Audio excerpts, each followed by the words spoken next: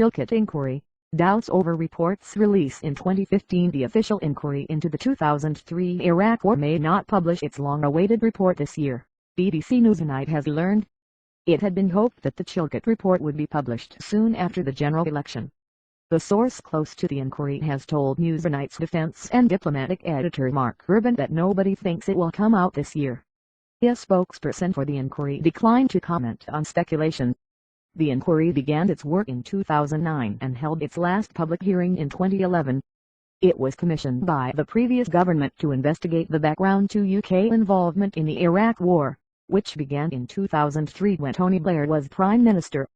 British forces lost 179 personnel during the conflict, of which 136 were killed in action. By August 31, 2010, when the last U.S. combat troops left, 4,421 U.S. personnel been killed, of which 3,492 were killed in action. Almost 32,000 had been wounded in action. Tens of thousands of Iraqi civilians also died as a result of sectarian killings and a violent insurgency. In January, MPs reacted angrily to the news that the inquiry would not be published before the general election. Frustrating having missed the pre-election deadline, another source involved in the inquiry told BBC Newsnight that the inquiry gave up trying to speed things up.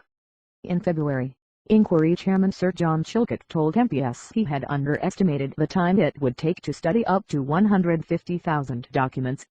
According to the BBC's Mark Urban, Sir John originally intended to give those due to be censured a deadline by which they would have to make representations in their defense, but it was abandoned as the process became more complex. The inquiry has also suffered from the death of one of its 5 panel members, historian Sir Martin Gilbert, as well as staff losses. Rejecting calls to set a timetable for publication in